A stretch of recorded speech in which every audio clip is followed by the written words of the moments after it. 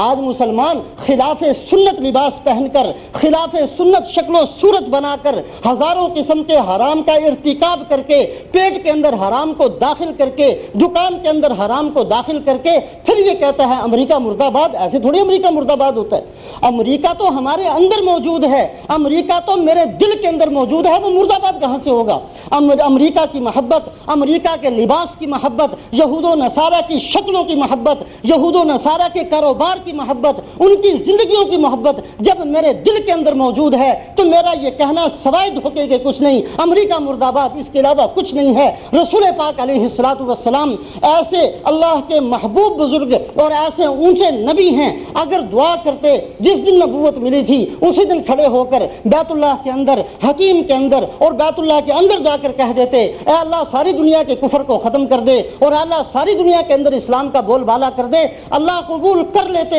لیکن امت کو بتایا یہ ہے نہ خدا کا یہ طریقہ ہے، نہ نبی کا یہ طریقہ ہے، نہ قیامت تک یہ طریقہ چلے گا۔ صرف امریکہ مرد آباد کہنے سے کبھی امریکہ مرد آباد نہیں ہوگا، کبھی یہودیت اور عیسائیت ختم نہیں ہوگی جب تک کہ اپنے دلوں سے نہیں نکالیں گے۔ اور حضور اکرم صلی اللہ علیہ وسلم نے ایک لمبی زندگی اور ایک لمبی محنت کرنے کے بعد پھر یہ فرمایا الیوم ہلک کسریٰ فلا کسریٰ بعدہ۔ ایک بہت بڑا سبق ہے کہ ایسے نعرے لگانے سے کچھ نہیں ہوتا، ایک زندگی اختیار کرنی پڑتی ہے، اللہ کے ساتھ تعلق جوڑنا پڑتا ہے، اللہ کی محبت دل میں ہونی چاہیے، اللہ کے نبی کی محبت ہونی چاہیے، اور ایسی محبت ہو جو ہمیں مجبور کر دے حضور اکرم صلی اللہ علیہ وسلم کے ایک ایک طریقہ اختیار کرنے پر۔ صحابہ کی حالت یہ ہے، باہر سے کوئی بندہ اسلام میں داخل ہونے کے لیے آتا ہے، صحابہ کے درمیان میں سرکار دو عالم صلی اللہ علیہ وسلم بیٹھے ہوئے ہیں، لیکن لباس سب کا ایک جیسا،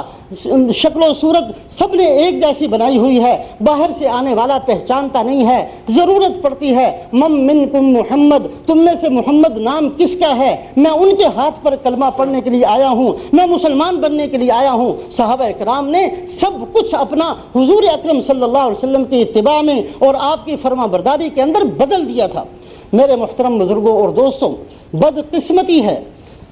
آج ہم خود یہود و نصارہ کے معین اور مددگار بنے ہوئے ہیں۔ ہماری ہی وجہ سے دنیا میں کفر پھیل رہا ہے، ہماری ہی وجہ سے کفر کی ترقی ہو رہی ہے۔ کبھی تھوڑا سا بیٹھ کر ان چیزوں کو سوچ لیا کریں کہ ہم اگر مسلمان بن کر اسلام کو فائدہ نہیں پہنچا سکتے تھے تو نقصان تو نہیں پہنچانا چاہیے تھا۔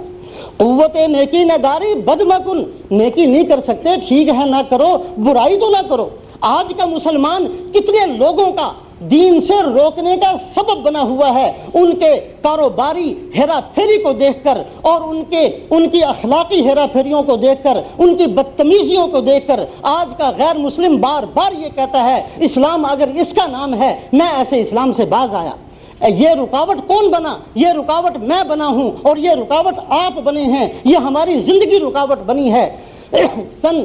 71 کے اندر مجھے اپنے بچپن کا ایک واقعہ یاد ہے، جب ہندوستان اور پاکستان کی آپس میں لڑائی ہوئی۔ اس زمانے کے اندر جس مدرسے میں میں پڑھتا تھا، میری عمر کوئی 14-15 سال ہوگی، اس زمانے کے اندر اس مدرسے کے اندر قنوت نازلہ کا اہتمام کیا گیا۔ قنوت نازلہ ایک مسنون عمل ہے، اور یہ ایسے وقت میں ہوتا ہے جب مسلمان کسی مصیبت کے اندر پھنس جائیں تو حضور اکرم صلی اللہ علیہ وسلم کا ایک مسنون طریقہ ہے کہ فجر کی نماز کے بعد رکوع کے بعد کھڑے ہو کر ایک دعا امام مانگتا ہے اور سارے آمین کہتے ہیں، اس کے بعد سجدہ ہوتا ہے، نماز پوری ہوتی ہے، اس کو قنوت نازلہ کہتے ہیں۔ تو قنوت نازلہ کے مسنون الفاظ حضور اکرم صلی اللہ علیہ وسلم نے بیر معونہ کے موقع پر 1 مہینہ قنوت نازلہ پڑھی۔ جب ایک موقع کے اندر کچھ لوگ آئے کہ جی ہمیں آپ اپنے ساتھی بھیج دیں، ہم ان سے دین سیکھیں گے، آپ صلی اللہ علیہ وسلم نے 70 صحابہ کو ساتھ کر دیا، یہ لے گئے اور غداری کی اور سب کو شہید کر دیا۔ حضور اکرم صلی اللہ علیہ وسلم کو اتنا دکھ ہوا اور آپ صلی اللہ علیہ وسلم اتنے ناراض ہوئے کہ آپ نے 1 مہینہ ان کے لیے بد دعا فرمائی،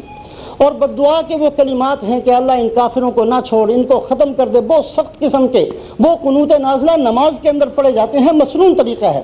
71 کی جنگ کے اندر جب کہ آدھا ملک بھی ہمارے ہاتھ سے چلا گیا تھا، اس وقت اس مدرسے کے اندر اچھا خاصا مجمع ہوتا تھا ہزاروں کے حساب سے، تو بزرگوں نے قنوت نازلہ پڑھنی شروع کی۔ اس زمانے کے اندر حضرت شیخ الحدیث صاحب مولانا زکریا صاحب رحمۃ اللہ علیہ جو جنت البقیع کے اندر آج مدفون ہیں، بہت اونچے بزرگ گزرے ہیں، انہوں نے باقاعدہ خط لکھا، انہوں نے کہا یہ قنوت نازلہ بند کر دی جائے، اور اس کی وجہ یہ لکھی کہ اس قنوت نازلہ کے اندر بہت سے الفاظ یہ بھی ہیں، اے اللہ ان کافروں کو ختم فرما، اے اللہ ان کے اوپر اپنے عذاب کو بھیج دے، اور ان کافروں کے ان کی تدبیروں کو فیل کر دے، اور ان کے ہتھیاروں کو ختم کر دے۔ یہ بددعا کے کلمات بھی ہیں، اور ساتھ یہ بھی ہیں کہ اے اللہ جو ان کافروں کا مددگار بنے اس کا بھی ستیاناش کر دے، جو ان کا ساتھ دے اس کا بھی ستیاناش کر دے۔ حضرت شیخ الحدیث صاحب رحمۃ اللہ علیہ نے فرمایا کہ یہ بند کر دو، اس لیے کہ بدقسمتی سے آج اس بد دعا کے مستحق مسلمان ہی بن رہے ہیں، لہٰذا کہیں ایسا نہ ہو کہ مسلمان ہی کے لیے بد دعا کر رہا ہو۔ آج بدقسمتی سے یہود و نصارہ کی طاقت کا سبب میں اور آپ ہیں، بدقسمتی سے یہودیت عیسائیت ہماری وجہ سے پھیلتی ہے، اس لیے کہ جب ہم اسلام کے نہ رہے تو ظاہر بات ہے ہر ایک کو موقع ملا ساری دنیا کے اندر بے دینی کو پھیلانے کا، اس لیے کہ اسلام سے ہم نے رکاوٹ پیدا کی ہے، ہم نے اپنے اخلاق سے، ہم نے اپنے کردار سے، ہم نے اپنے معاملات سے، ہم نے اپنی شکل و صورت سے دنیا کو یہ بتا دیا ہے۔ بدقسمتی ہے، بڑے دکھ کے ساتھ یہ بات کہنی پڑتی ہے کہ آج عام طور پر تصور یہ ہے کہ جو بندہ مال کے اندر سب سے زیادہ فراڈ کرتا ہو وہ مسلمان ہوگا،